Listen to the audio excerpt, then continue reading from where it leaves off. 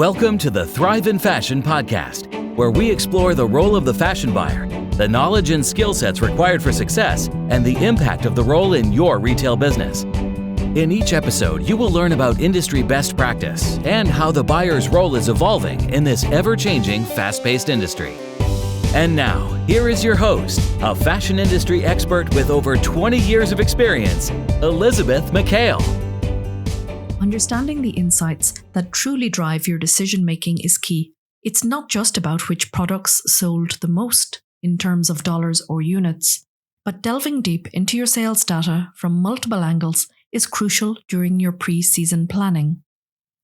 Without this thorough understanding, your decisions for future seasons is based on guesswork rather than informed strategies. Hello, and welcome to another episode of Thrive in Fashion. I am your host, Elisabeth Mac Hale, and in this episode, I'm talking about how to analyze your retail sales performance.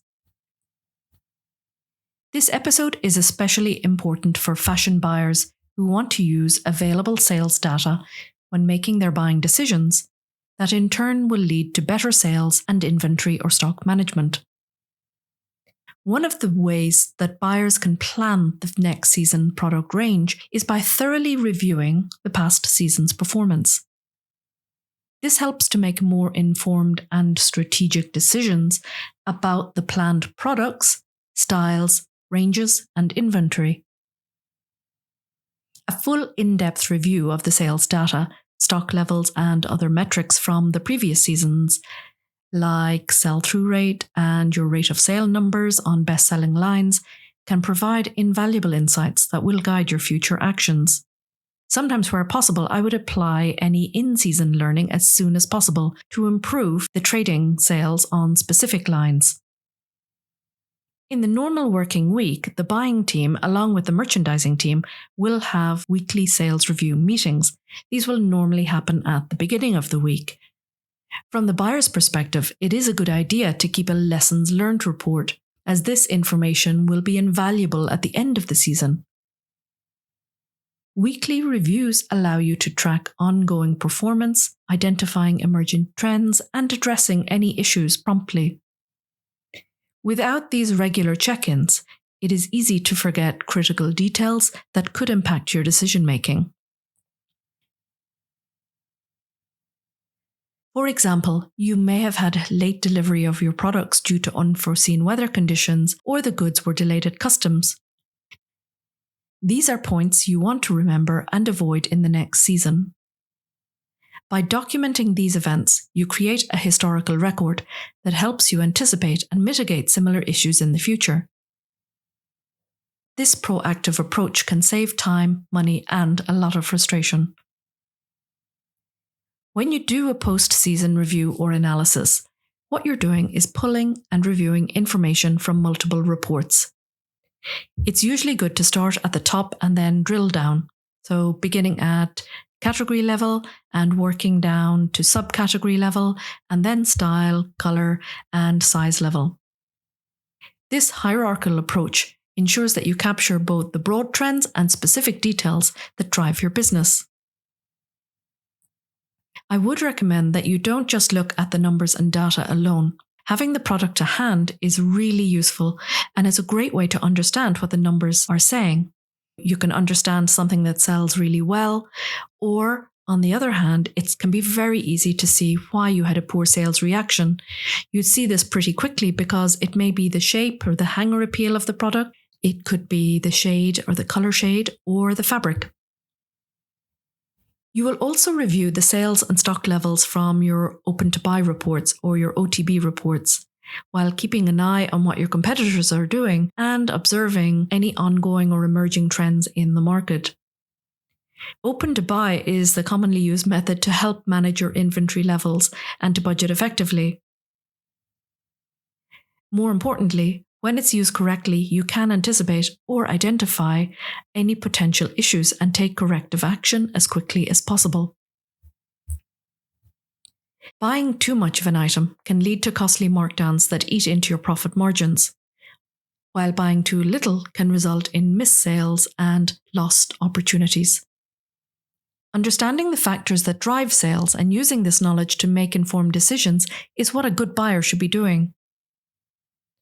Monitoring your key performance indicators or your KPIs like revenue, gross margin, and stock, along with your average selling price, your ASP, is important. Your average selling price is a key metric, and as a buyer, you have to be mindful of this and aim for consistency and keep your average selling price or your ASP stable each season. Changing your buying strategy from one season to the next by introducing too many different price points or too many low price point items is very risky. Apart from confusing your customer, it can devalue your stock over time and damage your brand's credibility. Maintaining your ASP helps support your overall brand positioning and profitability. Over the years, many large retail groups have expanded their merchandising and planning teams to support the buying function. When I was working as a buyer, I always felt that the merchandising function, it was like even right and left-hand side of the brain, with that creative and that commercial both having to work together. It's impossible to do one without the other. And when you're working in a large retail group with multiple stores, having that support from your merchandising team who can focus on crunching numbers even more than you can as a buyer, it's invaluable when it comes to planning the next season's range. Once you have analysed all of your sales data and reviewed your past season's performance, this information is generally used strategically as part of your future planning strategy. A SWOT analysis examining strengths, weaknesses, opportunities, and threats provides a structured framework around which you plan your buying strategy. For a fashion buyer, this means identifying internal strengths such as brand reputation or design innovation for new products. It may be supplier relationships which are particularly strong. And these strengths can be capitalized to maximize competitive advantage, both in your product selection and your pricing strategies. At the same time, pinpointing certain weaknesses like stock management challenges or perhaps relying on a narrow product range allows you to be proactive and take measures to mitigate risks and improve your operational efficiency.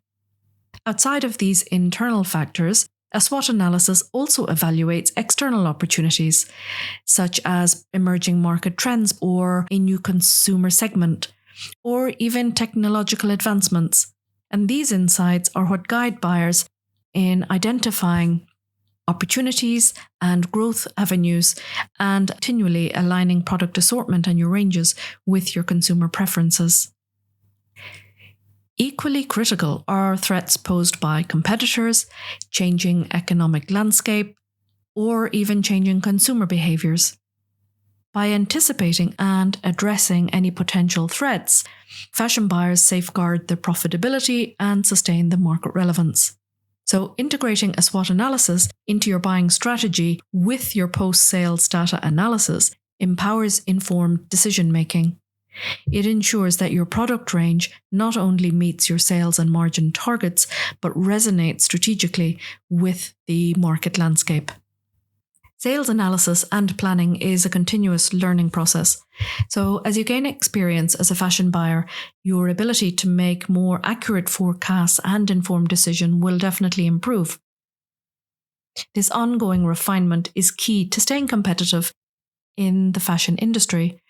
But specifically as a fashion buyer, the more success that you have in your category sales and achieving your sales and budget targets, the more credibility that you have. This is everything that you need to start accelerating your career and moving from a junior buyer to buyer role and senior buyer role. That's it for this episode. If you have any questions or want to learn more, feel free to reach out at hello@thriveinfashion.com. Until next time. Thank you for listening to today's episode. If you enjoyed it, make sure to like, subscribe, follow, and share the show. For more of Elisabeth's industry tips and to learn more about how you can develop your buying skills, visit thriveinfashion.com. There you can find show notes for this episode and every episode. Also, register for the Thrive in Fashion program and sign up for weekly news delivered straight to your inbox. Until next time,